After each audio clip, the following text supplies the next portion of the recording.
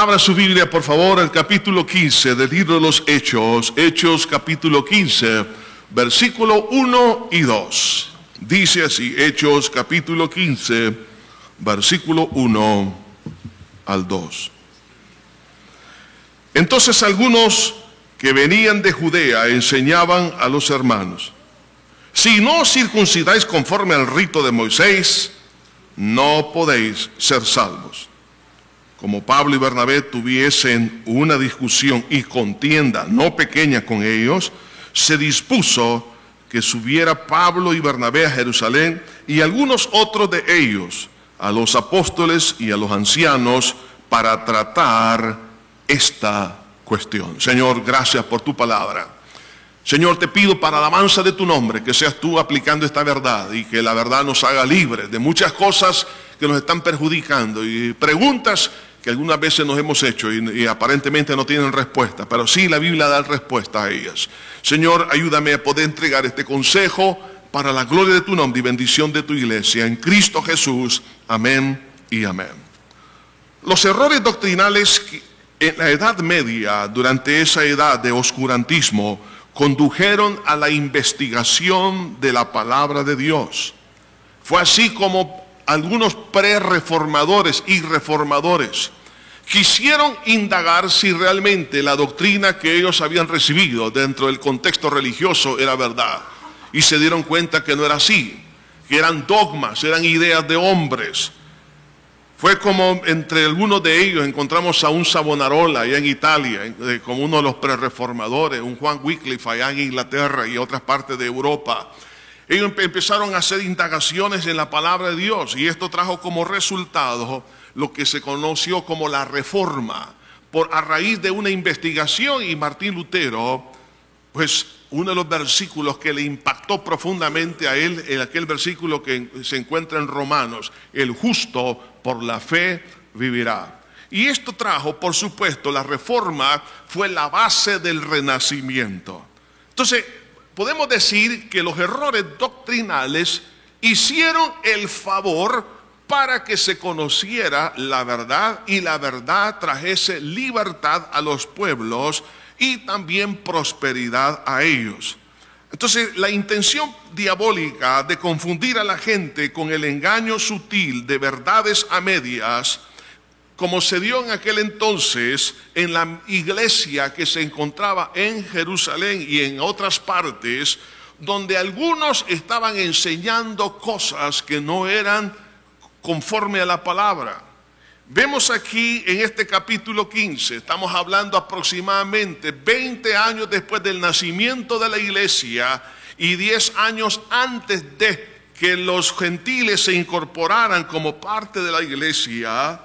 Surge aquí un problema, y es que dice aquí: entonces algunos que venían de Judea enseñaban a los hermanos: si no os circuncidáis conforme al rito de Moisés, no podéis ser salvos. Esto era un error doctrinal, esto no era cierto, pero eso trajo una inquietud a que se pusieran de acuerdo doctrinalmente para que la iglesia avanzara. Es por eso que quiero hablar en esta hora bajo el tema: el favor del error doctrinal.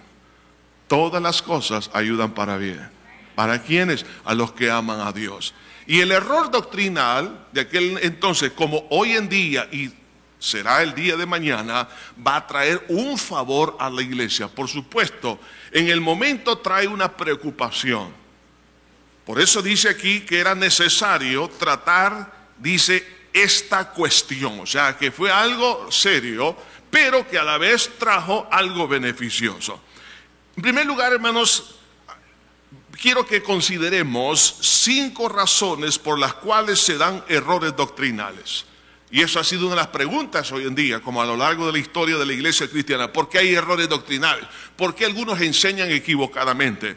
La primera causa es porque el maestro no ha nacido de nuevo y no posee discernimiento espiritual. La Biblia dice en la primera epístola a los Corintios, capítulo 2, versículo 14, dice que el hombre natural no percibe las cosas que son del Espíritu, porque para él le son locura y no las puede discernir, porque se han de discernir espiritualmente. En cambio, el espiritual juzga todas las cosas. Algo que nosotros debemos de entender, que hay maestros que no han nacido de nuevo y están enseñando Biblia. Pueden ser predicadores, pueden ser misioneros, pueden ser hermanos maestros aún de seminarios, de escuela dominical. Algunos no han nacido de nuevo. Vemos, hermanos, el caso de Nicodemo. Jesús le dijo, siendo tú maestro de Israel, ¿no entiendes estas cosas? Estamos hablando de una persona que la consideraban pues el más grande de los teólogos del judaísmo, pero no entendía lo que Jesús le estaba diciendo. Igualmente hoy en día hay personas que por haber razón están puestos en ciertas posiciones enseñando cosas que no son bíblicas, pero es porque ellos no las entienden porque no han nacido de nuevo. Me recuerdo muchos años atrás, me contaba, fue una compañera en el primer año del instituto bíblico, me dijo que ella había aceptado a Jesús con una persona que no era cristiana. Y dije, ¿cómo fue eso? Bueno, es un hombre que se consiguió unos bosquejos y empezó a predicar y levantaba campañas en la ciudad de Santa Ana, pero él era inconverso, él era un impostor, lo que él andaba era recogiendo ofrendas. Pero él hizo el llamado y ella aceptó a Cristo y el predicador era inconverso. ¿Qué le parece? Entonces, usted dirá, ¿y por qué eso? Bueno, si en el Antiguo Testamento habló un burro, hermanos, hoy en día también pueden hablar. Entonces, o sea, no es el instrumento el que salva, es la palabra viva que se cree. Y cuando se cree, esta palabra trae bendición. La segunda razón por qué suceden los errores doctrinales es porque algunos interpretan la Biblia por medio del lente del trasfondo religioso en que nacieron. Dice en el versículo 1, leámoslo una vez más. Entonces algunos que venían de Judea enseñaban a los hermanos, si no circuncidáis conforme al rito de Moisés, no podéis ser salvos. Ahora, versículo 5 nos da un poco de más luz en cuanto a esto. Pero algunos de la secta de los fariseos que habían creído, o sea, estos se habían convertido a Cristo, habían sido fariseos, se levantaron diciendo, es necesario circuncidarlos y mandarles que guarden la ley de Moisés. O sea que ellos aceptaron a Jesús, pero estaban analizando la Biblia a través del lente de los dogmas del fariseísmo y del judaísmo. Entonces eso hizo que en un momento dado su hermenéutica, es decir, la interpretación de la Biblia, fuera distorsionada. No la entendían porque ellos estaban aplicando unas bases que no son bíblicas de interpretación. ¿Por qué razón?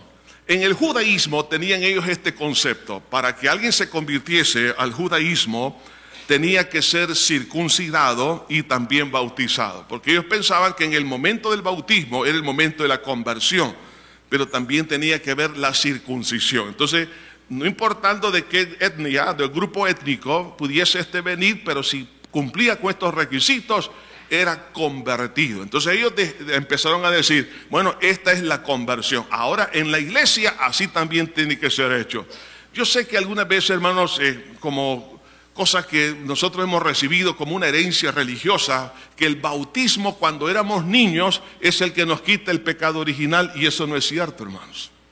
El pecado original lo quita la muerte del Señor Jesucristo. Entonces, creyendo ese tipo de cosas, o que en el momento del bautismo, cuando éramos niños, hermanos, fuimos incorporados en la iglesia de Cristo, eso tampoco es cierto. Entonces, somos incorporados en el momento en que nacemos de nuevo. Entonces, es lo mismo que se daba en este caso. Entonces ellos decían, para poder ser salvo, la persona tiene que ser circuncidada. ¿Por qué? Porque estaba interpretando a la luz de los dogmas la palabra de Dios. No era la Biblia la base, sino los dogmas. Por eso surgen malos maestros, por eso hay errores doctrinales, porque su base es los dogmas y no la Biblia. La tercera razón es por no haber aceptado la enseñanza de nuestros buenos maestros. ¿Dónde estaban los buenos maestros en aquel entonces? En Jerusalén. Jerusalén era la capital de la teología bíblica.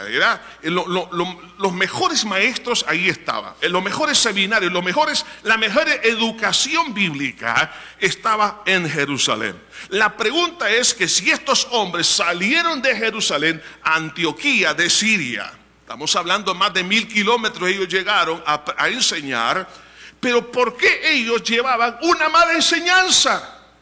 Teniendo la capital del conocimiento, hablaban cosas incoherentes.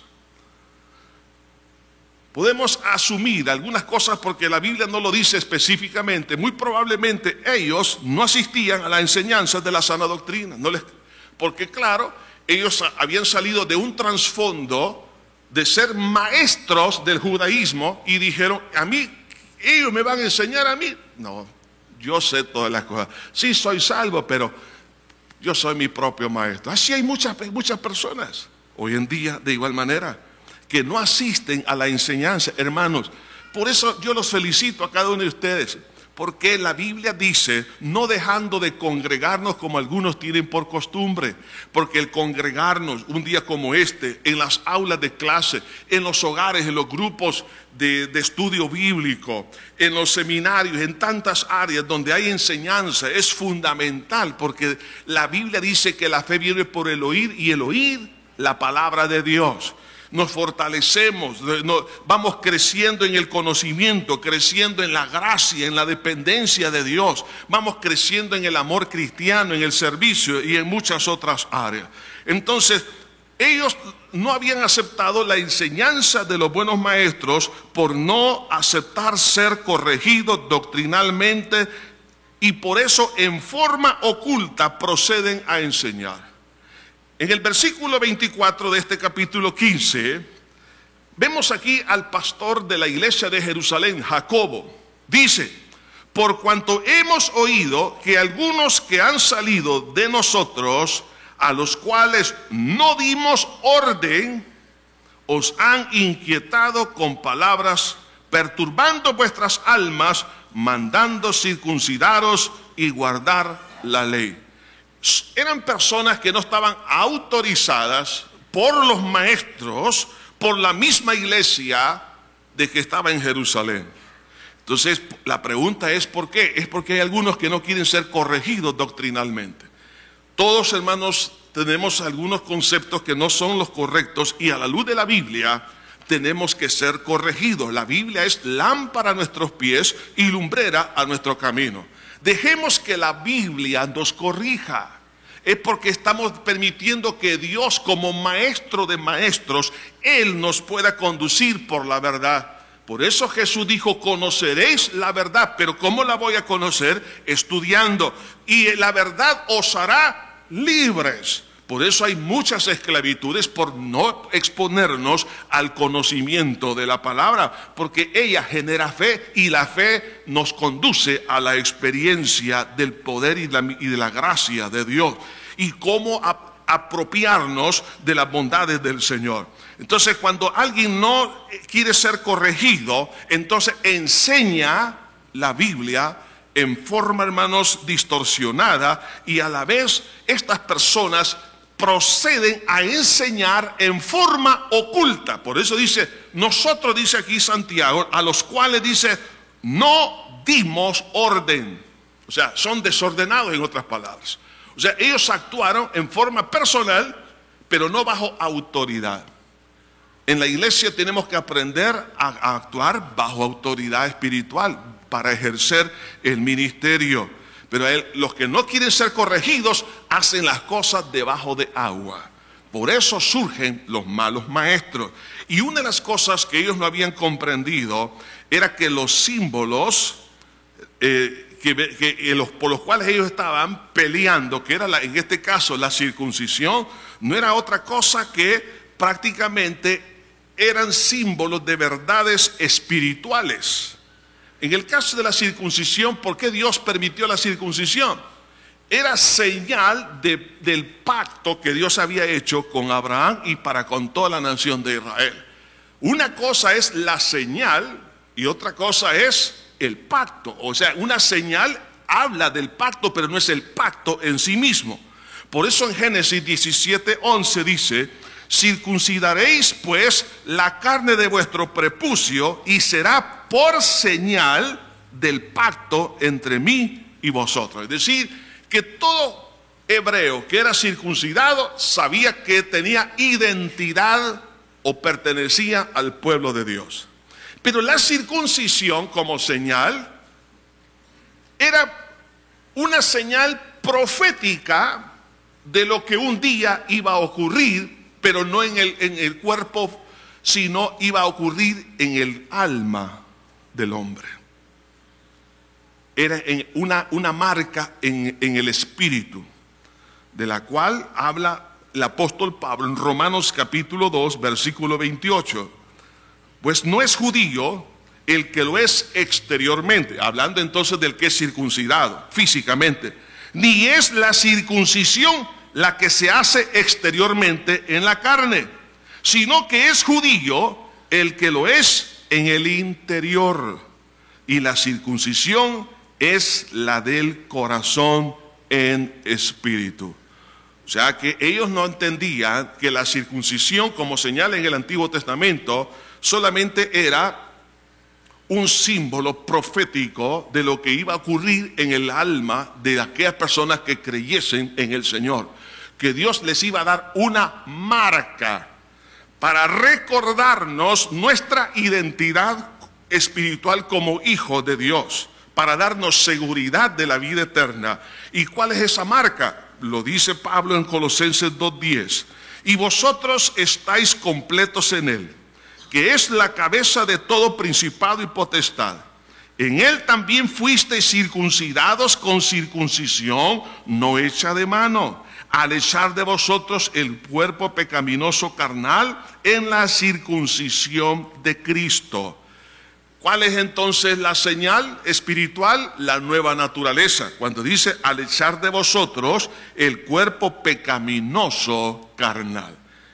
Entonces, ¿cómo usted sabe que usted es un hijo de Dios? Dígame, ¿cuál es su señal que le dice que usted le pertenece a Dios? No, es que yo pertenezco a la iglesia cristiana Josué. No, esa no es señal. La señal de Dios es que usted tenga la nueva naturaleza en Cristo Jesús, y como testimonio de ella, el Espíritu Santo vive en su corazón. Así como el judío podía ver su señal que le hablaba de pertenencia al pueblo, hoy en día tener la nueva naturaleza en Cristo me dice que le pertenezco al Señor. Es decir, si una persona ha cambiado porque Dios creó una nueva naturaleza, cambiaron sus valores, cambió su manera de pensar, hay un cambio de vida. Ese cambio de vida por el poder del Espíritu Santo y la persona del Espíritu Santo que mora en usted es el sello, es la garantía de que usted le pertenece al Señor. Entonces, ¿qué es lo que pasaba aquí? Que estos judíos cristianos, pero que a la vez querían imponer la señal como símbolo de salvación. El anillo en la mano de casado, este es un símbolo de que estamos casados, pero no es el matrimonio, el anillo, es el símbolo. Usted mira un símbolo de una gasolinera en la carretera que le dice, bueno, a 1 kilómetro va a encontrar una gasolinera. El rótulo es una señal, pero no es la gasolinera. Triste sería estacionarnos y andar buscando en ese rótulo donde está la manguera de la bomba para ponerle gasolina. Eso sería ridículo. Hermano, eso es lo que estaba sucediendo. ¿Por qué? Porque no querían ellos aceptar la enseñanza. Por eso es importante la enseñanza bíblica, hermanos, desde nuestros primeros años hasta el que el Señor nos llame, para comprender, hermanos, la didáctica de Dios. ¿Por qué Dios dejó todo esto? Hermano, usted, por ejemplo, puede ir al colegio, mira lo que es la parvularia, usted ve ahí muchas figuras, animalitos, que flores, que esto y lo demás, porque está ambientado para niños de 3, 4, 5, 6 años de edad. Entonces a ellos se les enseña mucho a través de lo visual, de lo que tocan. En el Antiguo Testamento Dios usó la didáctica de igual manera como ocuparla para los párvulos.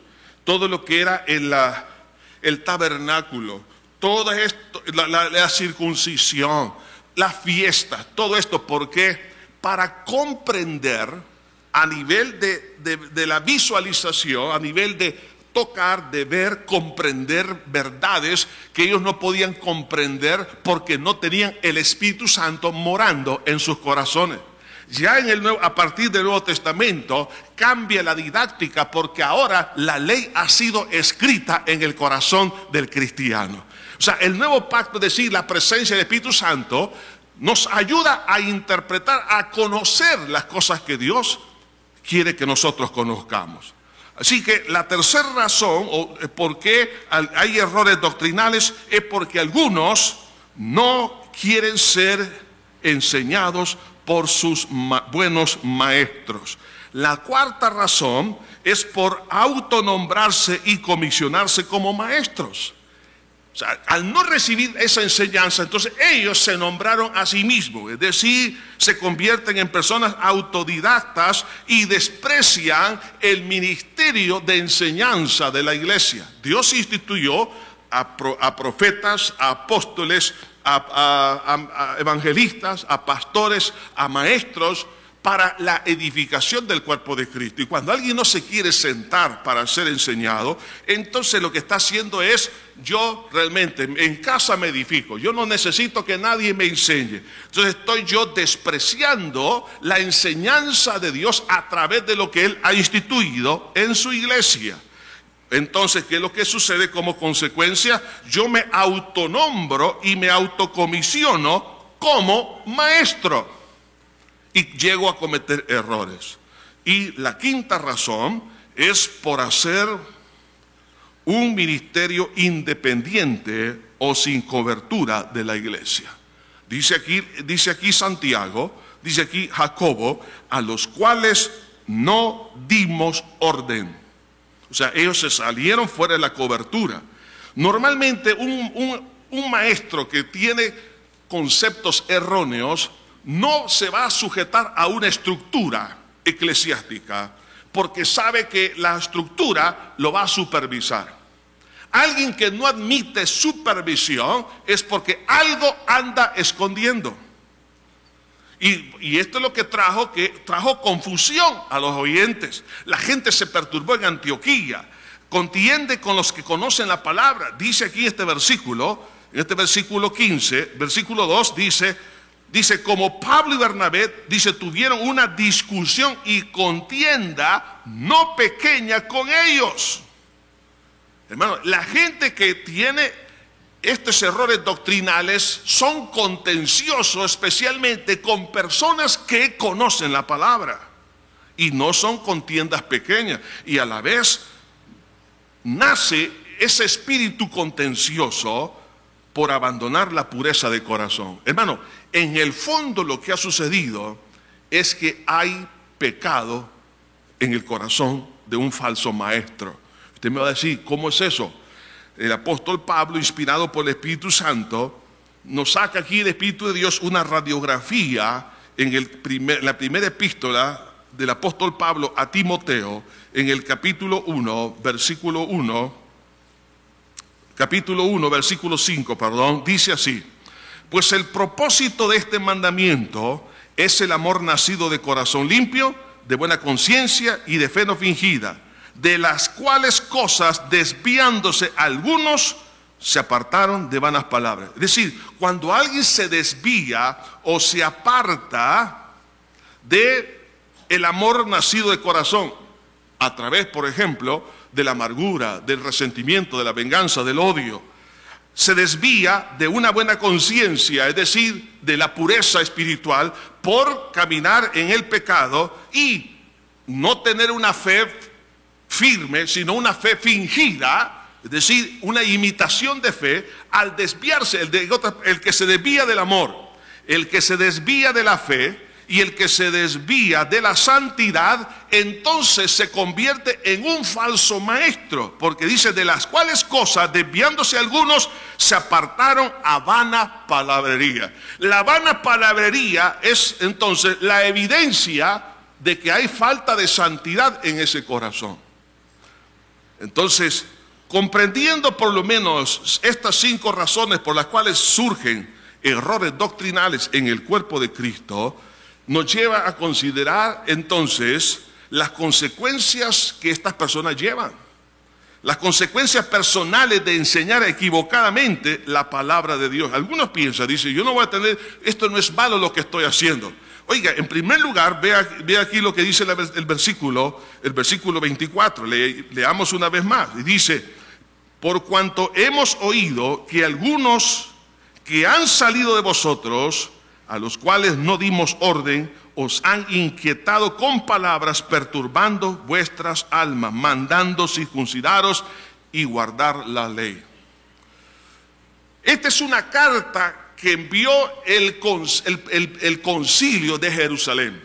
Ahí estaban los apóstoles y el liderazgo de la iglesia, evaluando la situación. Y ellos mandan un escrito. Y Jacobo menciona esto. Automáticamente los que estaban enseñando les estaba diciendo, ellos están desautorizados como maestros de la palabra de Dios, porque lo dice, no dimos orden.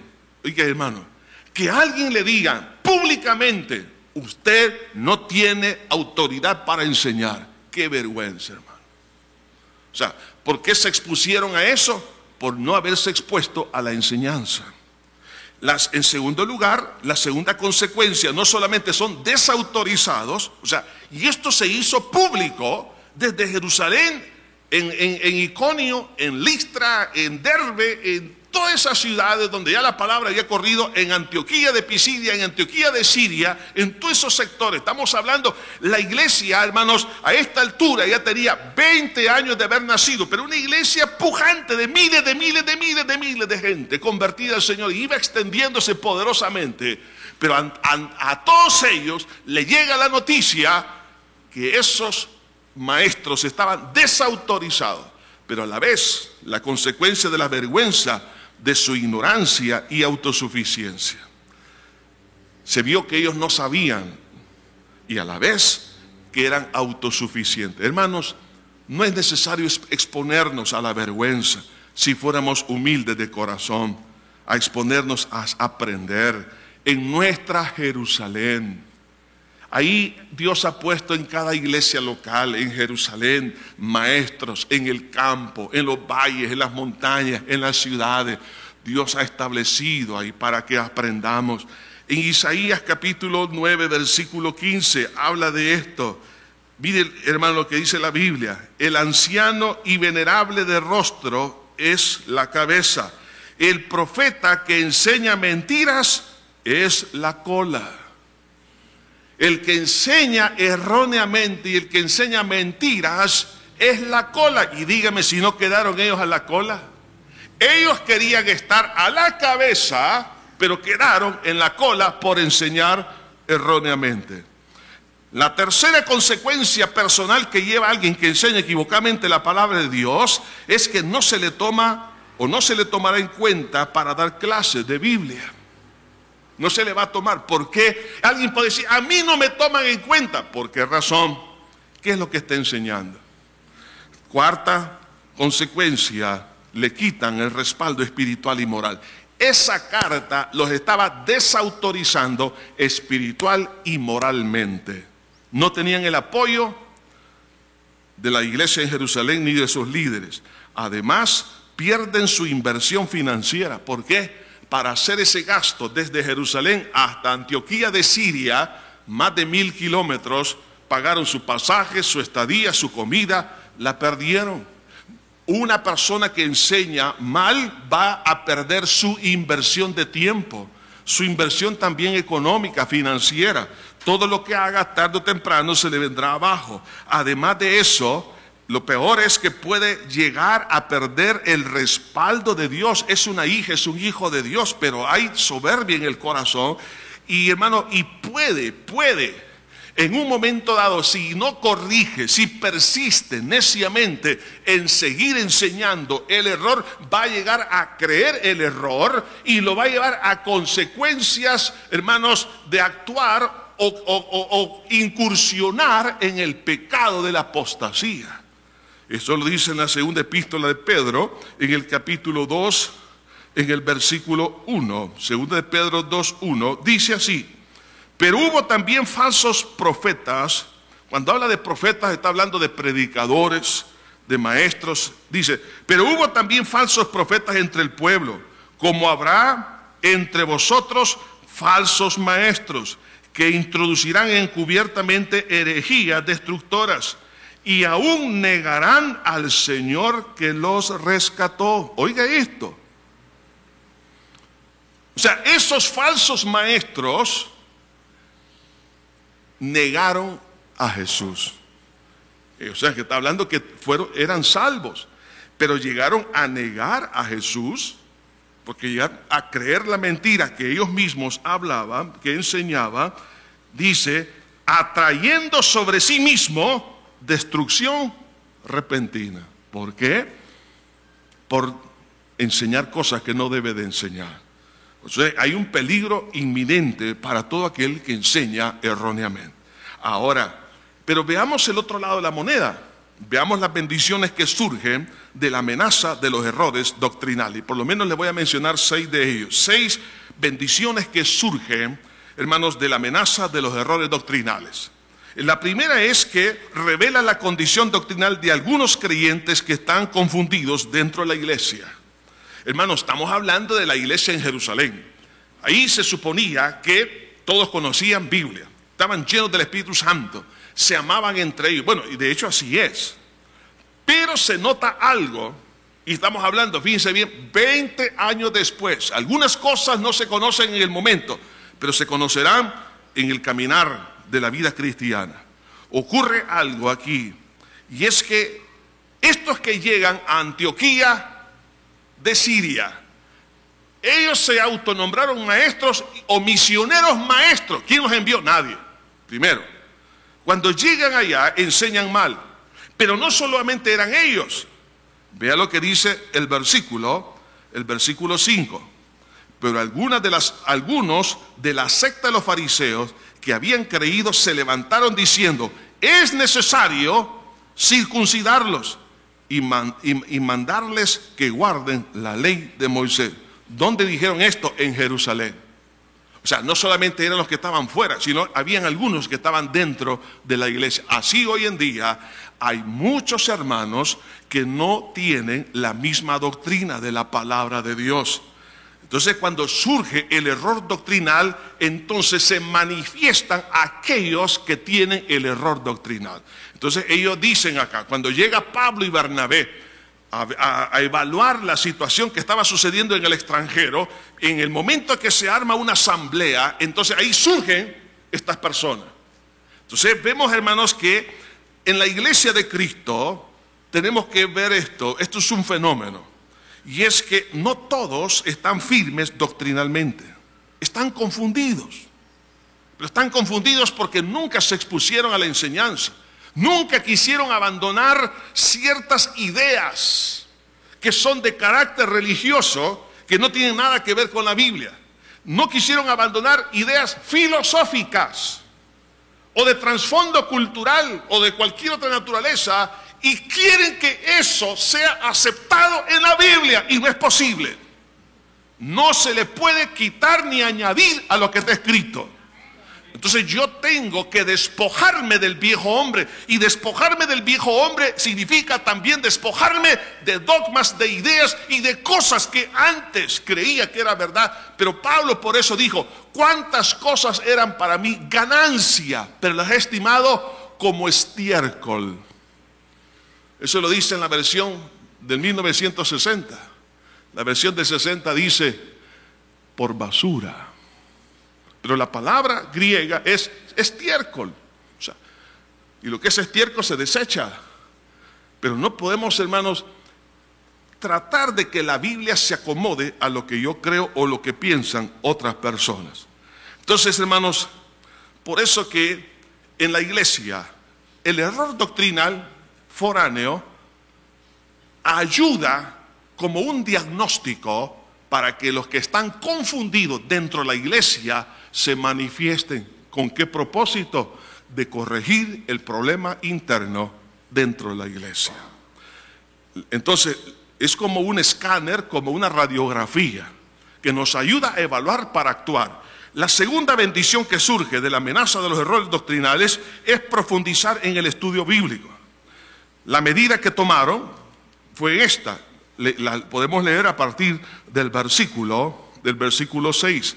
Y se reunieron los apóstoles y los ancianos para conocer este asunto. O sea, el estudio de la palabra de Dios es importante. Por eso debemos de reunirnos en los grupos familiares para profundizar en el estudio. Es importante reunirnos para aprender en el Instituto Bíblico, en la escuela dominical, en el CCDL, en los distintos ministerios de enseñanza, de capacitación. Y esto tenemos que hacerlo también en grupo, no aisladamente. Ahí se reunieron los apóstoles y los ancianos para hacer un estudio bíblico. En este estudio, para consultar y analizar la palabra de Dios. Porque dice, y después de mucha discusión, o sea, hubo ahí diferentes opiniones, pero todos, hermanos, lo importante es llegar a la conclusión bíblica. Entonces, eso es fundamental. O sea, que lo que no habían hecho antes, el error doctrinal los impulsó a meterse en la palabra. Pero también, al profundizar en el estudio bíblico, se hace por medio de los resultados o el respaldo de Dios a su palabra. La Biblia dice que el evangelio no solo consiste en palabra, pero que consiste en poder. Es decir, doctrina, pero tiene que haber resultados. Si no hay resultados, como lo dice Santiago, la fe sin obras es muerta. Es decir, que tiene que haber resultados. El evangelio siempre da resultados, evidencias. Entonces, la doctrina bíblica tiene evidencias. Por eso vemos aquí, a partir del versículo 7, las evidencias que presenta Pedro y dice, y después de mucha discusión, Pedro se levantó y dijo, varones hermanos, vosotros sabéis cómo ya hace algún tiempo que Dios escogió a los gentiles que oyesen por mi boca la palabra del evangelio y creyesen. Y Dios, que conoce los corazones, les dio testimonio, dándoles el Espíritu Santo lo mismo que a nosotros. O sea, él está hablando de evidencia. Sí, la doctrina dice esto, pero es confirmada con las evidencias que el Espíritu Santo vino sobre los gentiles como señal de la salvación. Pero no solamente él, luego se levanta Bernabé y también Pablo, versículo 12. Entonces toda la multitud cayó y oyeron a Bernabé y a Pablo que contaban cuán grandes señales y maravillas había hecho Dios por medio de ellos entre los gentiles. Entonces, tiene que existir la doctrina bíblica, un matrimonio entre la palabra y los resultados. Por eso Jesús dijo, y por sus frutos, es decir, por los resultados, los conoceréis. Si alguien tiene buena doctrina, se nota por el fruto, no por lo que dice. Entonces tiene que haber ese matrimonio. Entonces aquí viene este aspecto de de cotejar la palabra y los hechos para ver una unidad. Tiene que haber una unidad granítica. Entonces se levanta Santiago, que era el pastor de la iglesia en Jerusalén, o más bien Jacobo, se levanta aquí para dar entonces una conclusión, que era el que estaba presidiendo la asamblea. No era Pedro, era Jacobo el que estaba presidiendo la asamblea. Entonces en el versículo 13 dice así, de este capítulo 15. Y cuando ellos callaron, Jacobo respondió diciendo, varones hermanos, oídme. Simón ha contado cómo Dios visitó por primera vez a los gentiles para tomar de ellos pueblo para su nombre. Y con esto concuerdan las palabras de los profetas. O sea, cotejar la doctrina con los hechos. Y él hace mención de lo que dice aquí los profetas.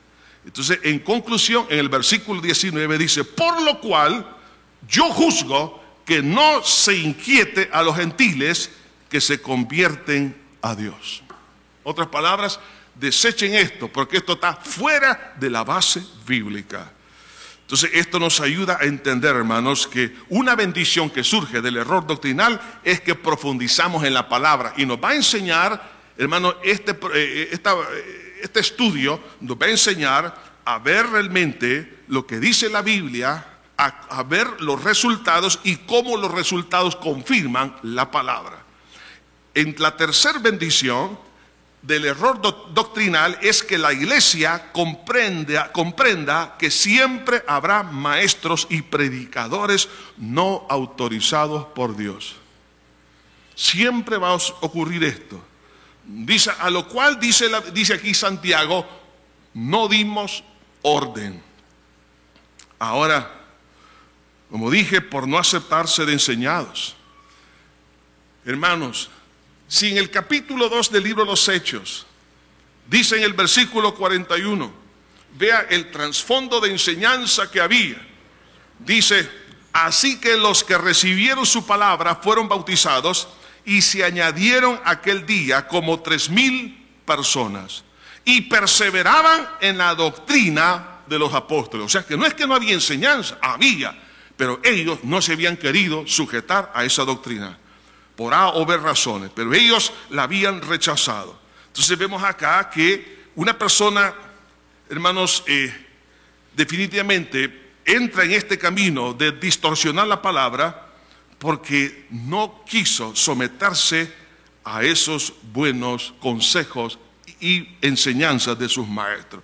Ahora, el hecho de que surjan estos falsos maestros es porque, hermanos, Dios nos está advirtiendo a usted y a mí, hijo, no te aflijas. Si de repente aparece ahí un predicador diciendo cosas que no están en la Biblia, un maestro, hermanos, por eso siempre he dicho, cada vez que alguien se pare detrás de este púlpito, todos tenemos que examinar lo que dice a la luz de la palabra. Es como comer pescado, con cuidado.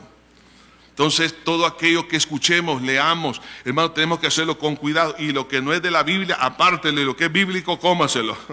Entonces, de ahí, hermanos, nosotros vamos a ir aprendiendo cómo realmente está establecido la voluntad de Dios para nuestra vida. Entonces siempre habrá esta clase de falsos maestros por no aceptar ser enseñados, porque sí había enseñanza. Entonces algunos dicen, es que nadie me enseñó. Sí había. Lo que sucede es que nunca asistió o no quiso asistir. Además de eso, ¿por qué por qué siempre habrá falsos maestros en la iglesia o maestros que distorsionan la palabra? Porque ellos quieren agradar los deseos de la gente y los de él mismo o de ella misma. Es decir, que la interpretación de la Biblia lo hacen en base a sus deseos o los deseos del que quiere oír y no de la palabra de Dios. A esos deseos la Biblia le llama concupiscencia. En 2 Timoteo 4:3 dice, porque vendrán tiempos cuando no sufrirán la sana doctrina, sino que teniendo comezón de oír se amontonarán maestros conforme a sus propias concupiscencias y apartarán de la verdad del oído y se volverán a la fábula. ¿Cuál es entonces la base hermenéutica de ellos? La concupiscencia. O sea, mis deseos son los que ordenan la doctrina, no es la Biblia la que ordena la enseñanza. Es conforme a los deseos de la gente y los deseos del maestro. Eso es lo que está pasando hoy en día. Muchos están enseñando que la homosexualidad es bíblica y que Dios lo acepta. No es cierto. Dios ama al pecador, eso sí es cierto. Pero que Dios aborrece el pecado. Y eso es pecado. Pero algunos quieren, hermanos, existen organizaciones evangélicas, cristianas en el mundo, que están diciendo, no, esto es permitido por Dios, Dios es amor y que Dios no lo va a condenar. Hermanos, más la Biblia dice lo contrario. Hay que amar a estas personas y hay que ayudarles. Sí, hay que ayudarles, no hay que discriminarlos. Hay que ayudarles a ver lo que dice la Biblia para que sean libres y conozcan la verdad.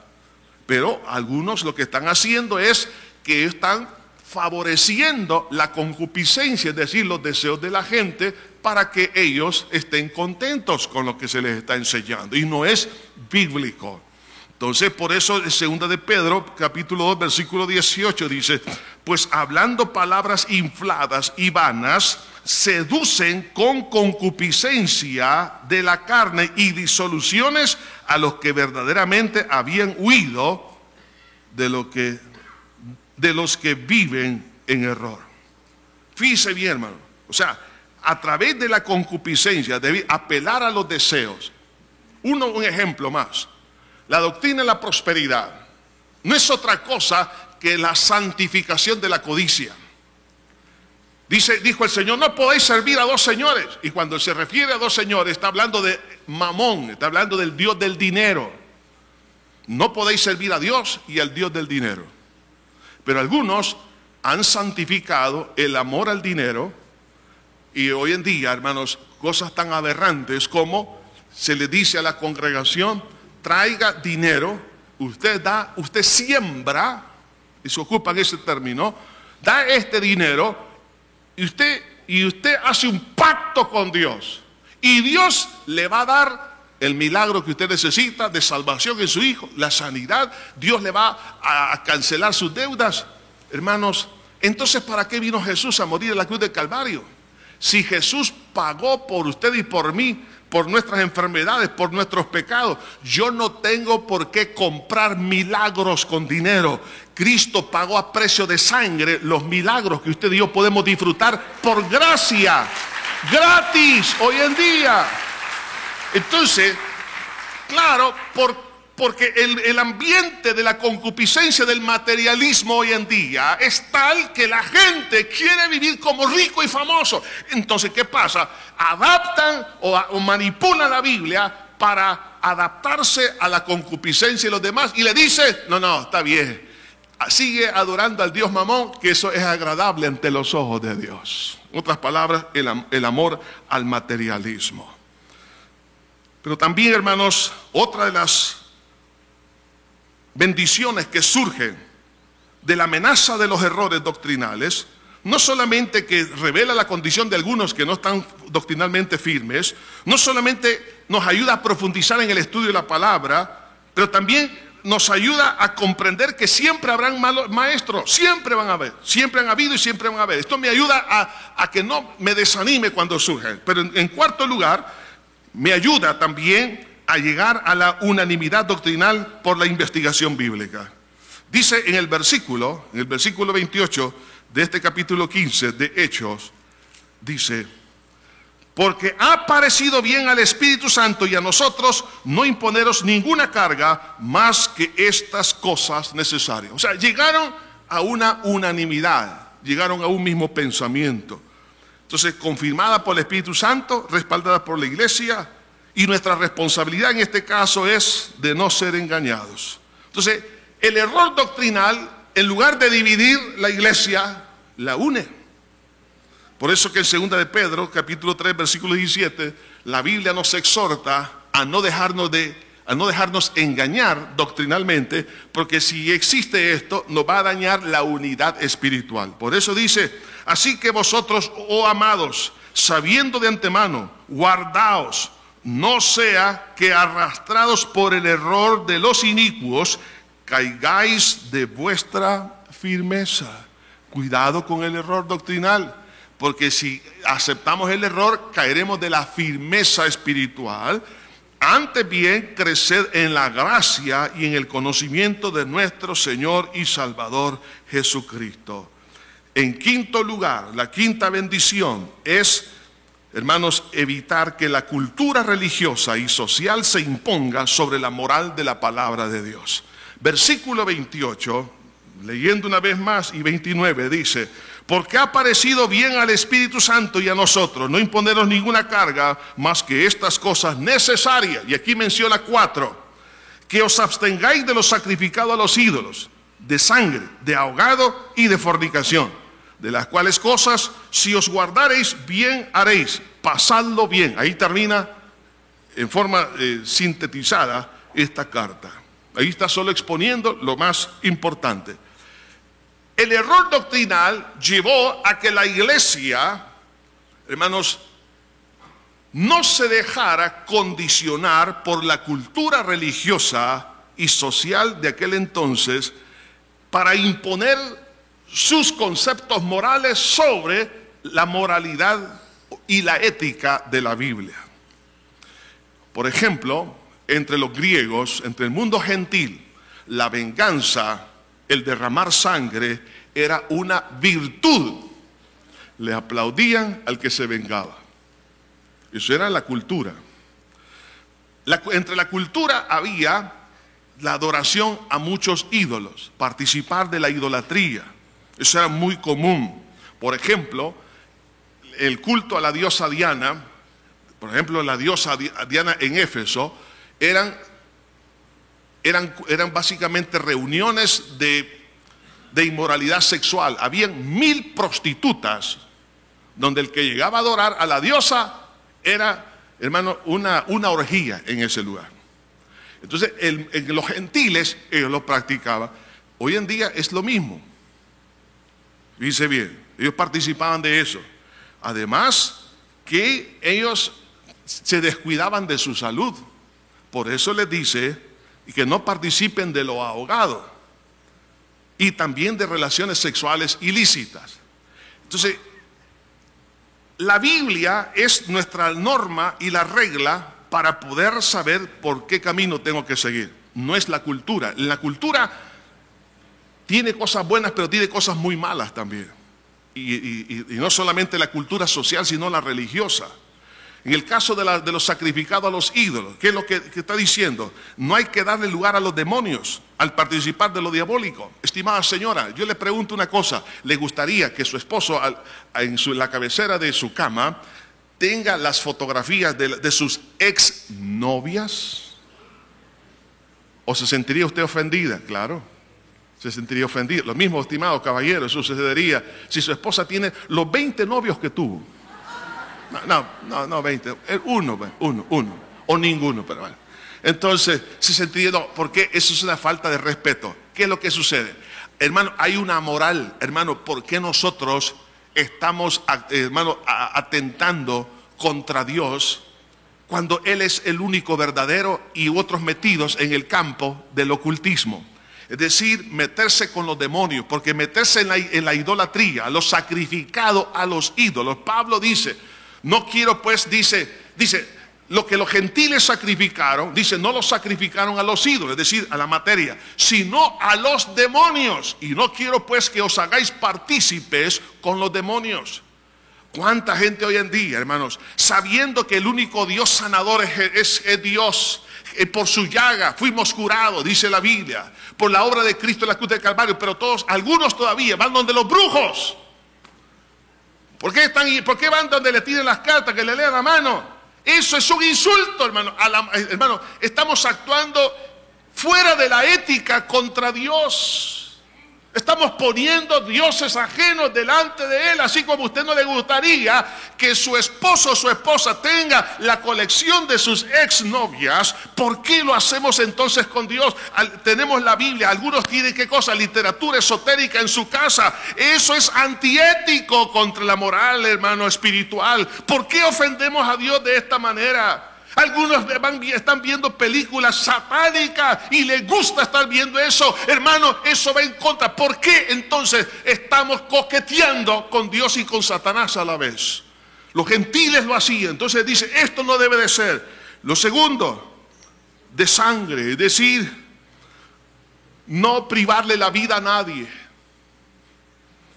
La moral hacia el prójimo, de lo ahogado, porque los gentiles no le sacaban la sangre al animal que se iban a comer, sino que lo estrangulaban. Entonces la sangre quedaba en el cuerpo y así lo cocinaban. Entonces en la Biblia encontramos en el libro de Levíticos que no se debe comer la sangre. Hoy sabemos las razones. Que la sangre, hermanos, veámoslo así, es el vehículo que anda recogiendo las impurezas del cuerpo. O sea, es el tren de aseo, pues. Luego se purifica en los pulmones y usted sabe todo el proceso. Entonces, cuando Dios prohibió comer sangre, ¿por qué? Porque vamos a dañar el cuerpo. En lo que Dios nos está diciendo, hijo, mira, la moral también tiene que estar contigo mismo. Cuida tu cuerpo. Cuidar el cuerpo. Los gentiles no lo cuidaban. Dios nos manda a cuidar el templo y morada del Espíritu Santo. Si el doctor ya le dijo, ya no coma chicharrón porque tiene 520 de triglicéridos y 8000 de colesterol malo. Entonces, y usted sigue comiendo chicharrón, ¿qué está haciendo? Atentando contra su cuerpo. Entonces, la moral también se aplica en el respeto a nuestro cuerpo. Además de eso, en cuanto a la fornicación, es decir, no tener relaciones, hermanos, sexuales ilícitas. La palabra fornicación no solo significa relaciones sexuales prematrimoniales, sino que toda relación sexual fuera del marco bíblico. Sea este adulterio, sea este, hermano, incesto, sea este, hermano, homosexualismo, sea, hermano, bestialismo y todo lo que se puede usted imaginar. Todo esto no debe de ser. En otras palabras, el error doctrinal trajo entonces a colación el hecho de que se pusieran las reglas claras en cuanto a la santidad de la iglesia. Santidad en mi relación con Dios, en la santidad hacia mi prójimo, la santidad hacia mi propio cuerpo y la santidad en las relaciones íntimas. Pero también trajo otro beneficio, y era reforzar el discipulado en tiempo y calidad de tiempo. En el versículo 30 al 35 dice aquí la palabra de Dios: así pues, los que fueron enviados descendieron a Antioquía y reuniendo a la congregación entregaron la carta, y habiendo leído la cual se regocijaron por la consolación, y Judas y Silas con ellos también como eran profetas, consolaron y confirmaron a los hermanos con abundancia de palabra. El error doctrinal, que es lo que trajo, reforzar el discipulado con el conocimiento bíblico, con buenos maestros, con suficiente tiempo, tanto del alumno como también del maestro.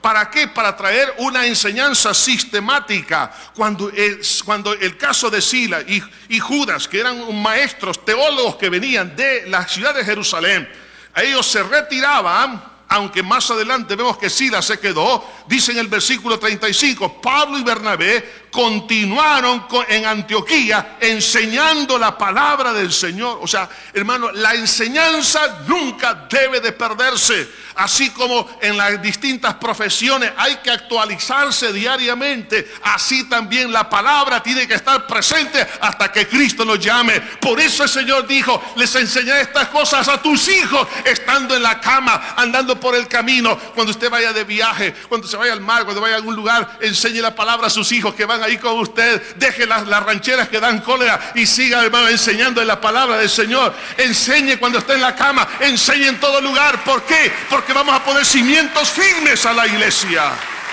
Entonces podemos decir, hermanos, que ante el error doctrinal, Satanás quiso hacer un daño, pero trajo un bien. Él no se dio cuenta, porque Dios, a los que aman a Dios, todas las cosas ayudan para bien. Entonces, el favor del error doctrinal fortaleció doctrinalmente a la iglesia. Ayudó a establecer la Biblia como base doctrinal de la iglesia y no las opiniones o dogmas de la gente. Además de eso, ayudó a la obediencia a sus líderes y a trabajar como cuerpo de Cristo. A estar alertas también sobre corrientes doctrinales erróneas. Ayudó a no dar por sentado que todos en la iglesia están sólidos en la doctrina. Pensaban que eran sólidos todos, pero no todos. Y ayudó a establecer un sistema discipulado y a no también a rebelarse, a no ser más bien rebeldes, a ser enseñados. Aprendieron muchos a sujetarse y a solidificar el discipulado y a muchas bendiciones más. Por lo tanto, amada iglesia de Cristo, el error doctrinal, Dios lo cambiará para bien. Señor, estamos ante ti en esta hora, dándote gracias. Bendice a tu pueblo. Tú conoces, Señor, las preguntas que han habido, los cuestionamientos, las situaciones que se han dado, los conflictos. Pero todo esto, Señor, nos ayudará a ponernos de acuerdo, a evaluar lo que es y lo que no es. Todos necesitamos ser enseñados. Todos, Señor, nos equivocamos, menos tú, Señor, y tu palabra, que es verdad. Por lo tanto, te pedimos que afirmes el corazón de la iglesia y que ninguno se pierda. Estimado amigo que está aquí con nosotros y aquellos que nos escuchan, Jesús le ama. Este es el momento que usted necesitaba para entregarle su vida a Jesús. Entonces abra su corazón al Señor y diga conmigo esta oración de fe. Ahí donde está, diga conmigo: Padre eterno que estás en los cielos, me arrepiento de todo corazón de haber pecado contra ti, de haber hecho lo malo con todos mis pecados. Te he ofendido, he herido tu corazón. No me siento bien, Señor. Perdóname. Pero a partir de este día, creo que tú moriste por mí en la cruz para perdonarme y hacer de mí una nueva criatura. Creo que resucitaste para mi justificación. Te abro mi corazón y te recibo como mi Salvador y Señor. Gracias, Señor. Gracias, Padre. Siga orando con sus propias palabras. Señor, en tu nombre bendecimos a estas personas que han tomado a bien el dar su corazón a ti, en Cristo Jesús. Amén. ¿Habrá alguien que por primera vez hizo esta oración? Queremos regalarle una literatura y entre ellas un Nuevo Testamento. Solo levante su mano y se van a acercar los sugieres. ¿Habrá alguien? Solo levante su mano y se han de acercar los demás hermanos. Bien, entonces Dios me los bendiga, amada iglesia. Ahí están las tarjetas para aquellos que son funcionarios de alguna